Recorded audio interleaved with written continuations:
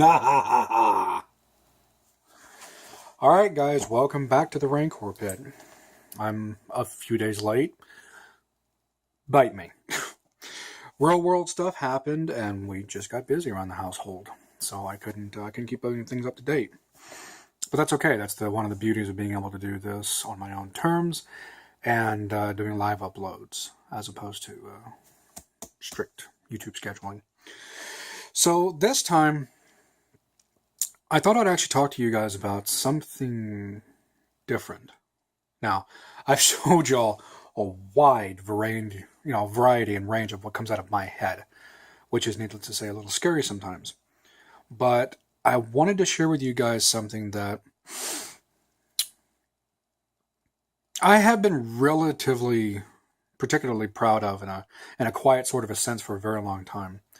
And I haven't been able to bring any of what I'm about to show you to the forefront of my gaming community nor culture because I just didn't have enough interest, I guess. It's something that I created a while back. Now, aside from, D&D 3.5 and Star Wars Revived Core Rules, which is what I think I'm going to switch to for the next video. That's something about our Star Wars RPG. Aside from those, we also played a game from a company called White Wolf that covered the world of darkness, old and new, unfortunately.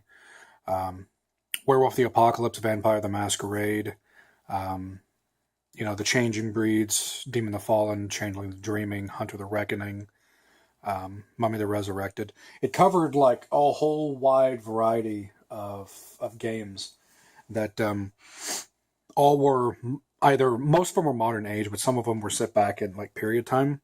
It's not like D&D where you use a whole bunch of dice, you just use D10s. And it's not like D&D where, you have your feature skills, your weapons, and everything else. It's done on a dot system. It's point by, kind of, sort of. White Wolf, that was basically the first game I ever played was White Wolf. It was Vampire the Masquerade. And I badly played the first character that I created. For a very long time, I badly played him. And then I got really into it and got into everything else while I was at it. But I'm not here to talk about that. What I am here to talk about is what I drew from that. And it took a while. It took a long while. But through gaming with so many people the way I had, and reading the books the way I do, and you can ask anybody who knows me. If I pick up a gaming book, I can read it like a novel. That's chapter by chapter, rule for rule, section by section. I can read the whole thing to where I'm not just skipping through to what I need immediately and leaving the rest for some other time. So I really became immersed in the White Wolf books at one point where I thought about it. Well, Werewolf covers modern age, and it also has Werewolf Wild Wild West. Vampire covers modern age, but it also covers Vampire Dark Age. The World of Darkness can be played in any era. It's a little difficult to play it in period time because of what you would need for like equipment and stats and weapons and whatnot, but you can do it. There were no ancient games. For instance, Werewolf the Apocalypse has a tribe called the Black Furies, and they're tied specifically to the Greek subculture and to the mythos that comes with Greek mythology. But while they give you all this back information, they never really open up the ability to play in that era. There's really no need for it, I suppose, but I always thought that there was a big missing chunk of playability for playing in ancient times. So I do what I do. I made notes. I made a lot of notes. I killed a spiral or 4. What I did, and this is going to be crude looking because it's still in the spiral. What I did is I took 4 of the biggest mythological subcultures that I could think of. Most of them would, I suppose, be considered Western. I didn't include anything from any kind of Asian subculture, although that's definitely a possibility for an expansion at some point. But what I did to this poor spiral, as you can see, I made use of my space, is I created, using something a cross between White Wolf, Werewolf the Apocalypse, and White Wolf Vampire the Masquerade. I created a game using Greek mythology, Babylonian mythology, ancient Egypt mythology, and Norse mythology. 4 big subcultures that I did and still do know a lot about. And I pulled from those, how many is it? 1, 2, 3, 4, 6. I pulled 6 per society, 6 of the biggest possible mythological names and figureheads that I could think of, and I created a game. Now, I even went a little farther than most people would have. I have it all in rough copy, obviously, but I'm a little handy whenever it comes to being able to modify character sheets and whatnot. Now, a stereotypical sheet would, this, I think I pulled this specifically from the vampire sheet because I liked the way the border looked. But a stereotypical sheet is usually 2 pages. Some are 4 if you get the big expanded ones for all the additional like character information and background. But I only used the first sheet because the way I modified it, I crammed everything onto one sheet. Normal sheets don't look like this specifically. I'll show you what I mean when I mention point by. I'll show you what I mean. What I named the game was Immortal the Paragon. Werewolf the Apocalypse, Vampire the Masquerade, Hunter the Reckoning. Immortal the Paragon. It took a while to think of that name too, because of what the characters actually represented.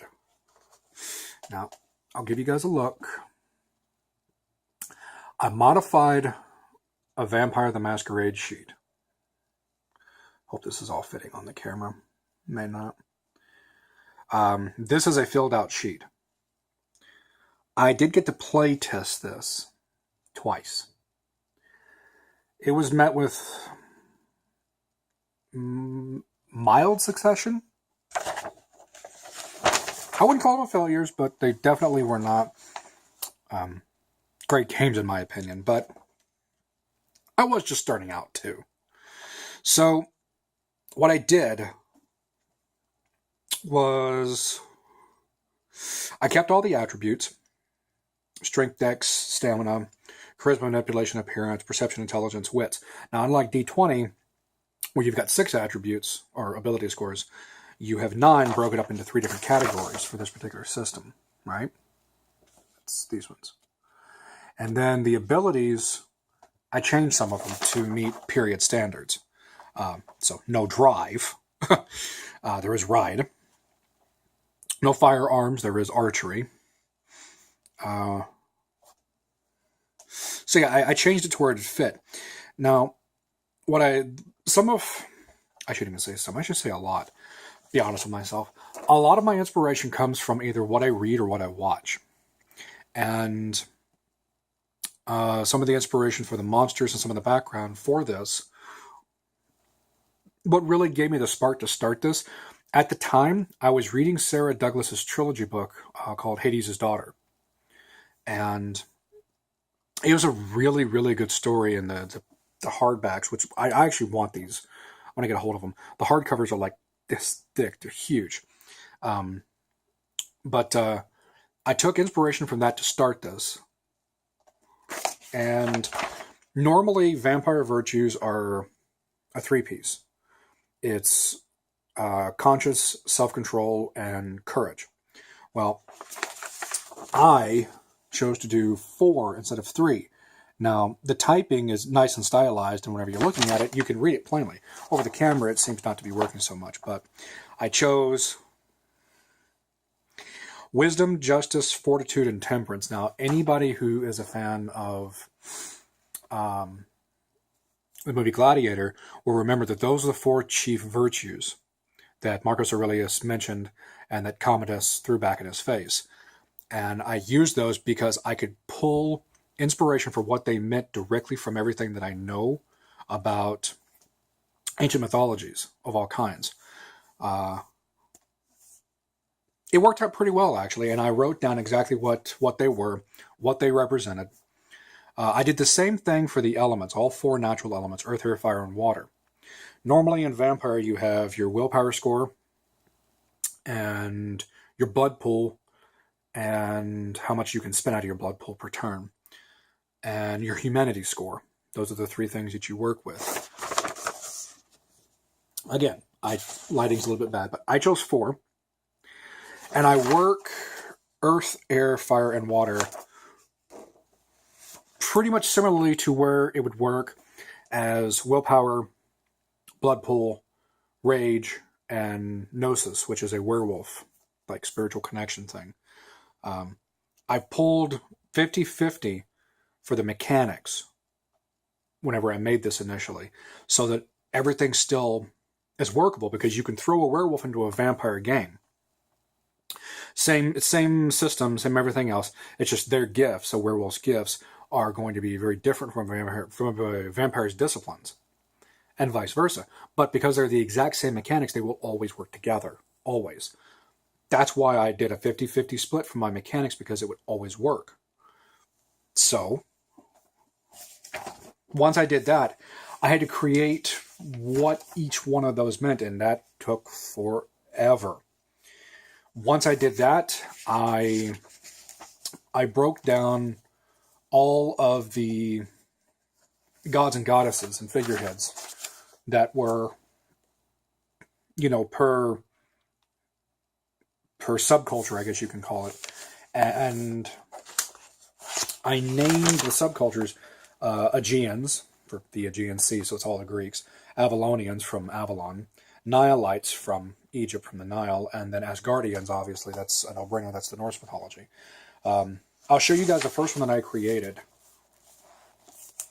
It's going to look like a lot of words, but what I did, say, for example, we'll just start with the biggest one.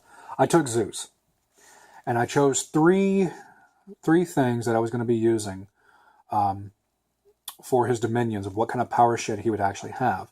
And then I listed off what his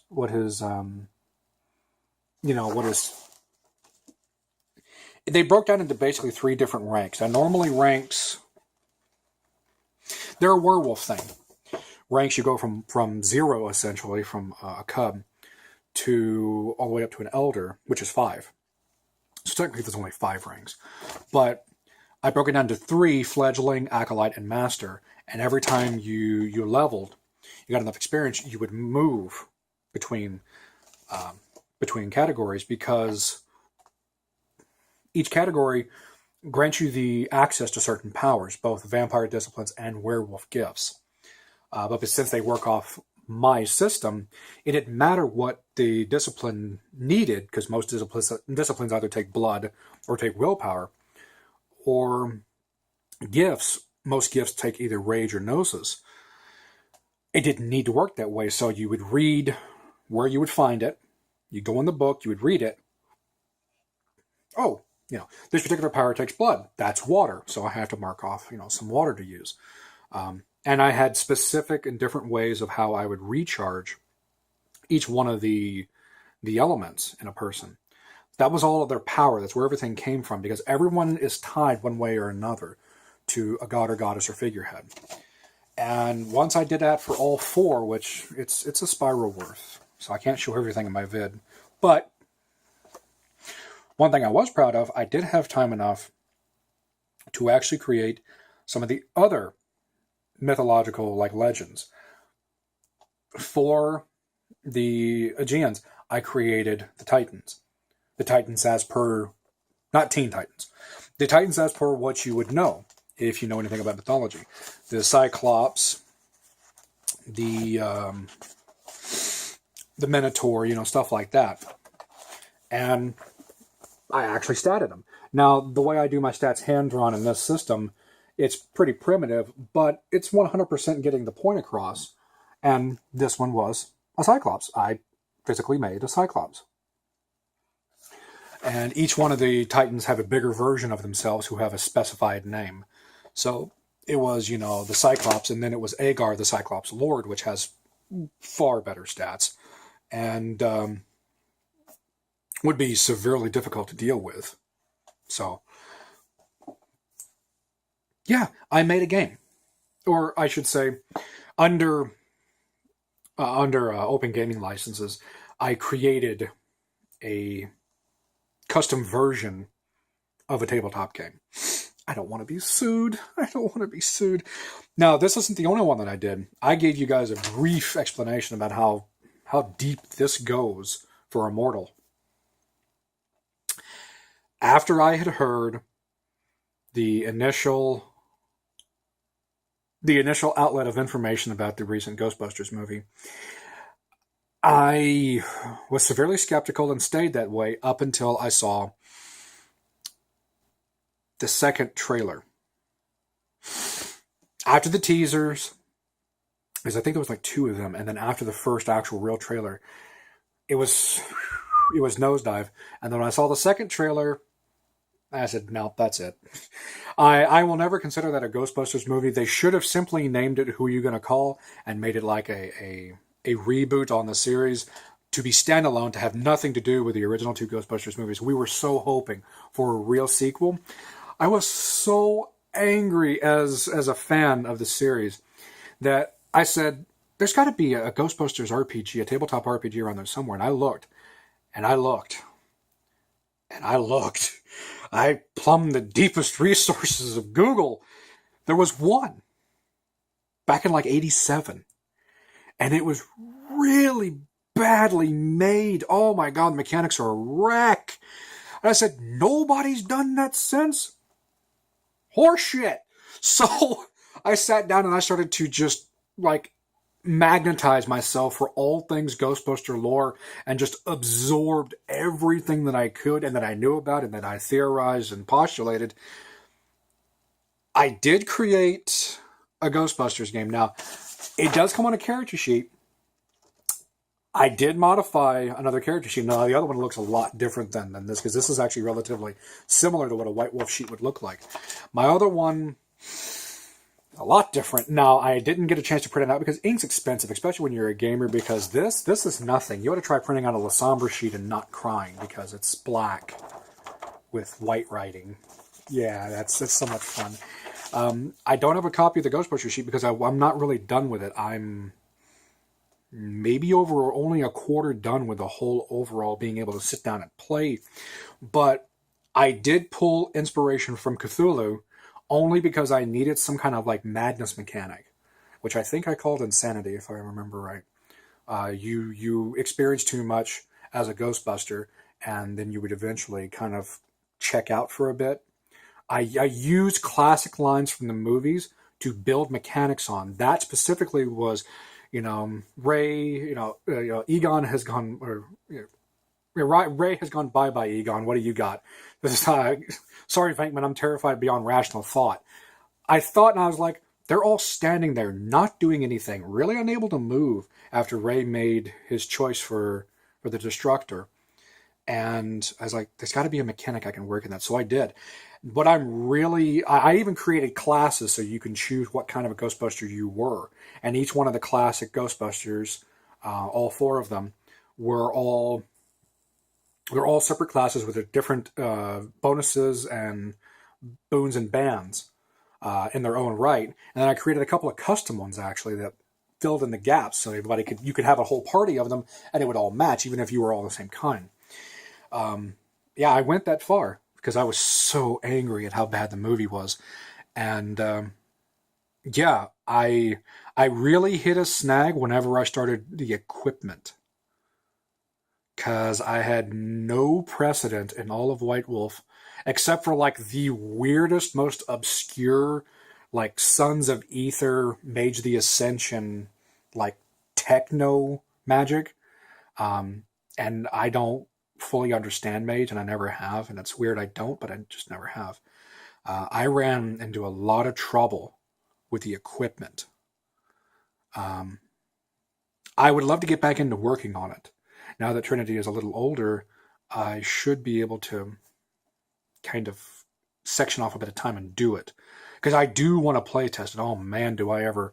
I want to get together the biggest geeks and the fandom and the otakus that I can find and one table and start, mass character creation on a Ghostbusters team. So I really want to finish it, but I just don't want it to go the way of Immortal, because I did a lot of work on Immortal and it only got play tested twice to Miles' Succession. I think the Ghostbusters one would actually be a lot better. This gave me the benchmark, the jumping off point, and then I looked at how some of the rules I made were a little convoluted, but I kind of had to make them that way because of the mythology.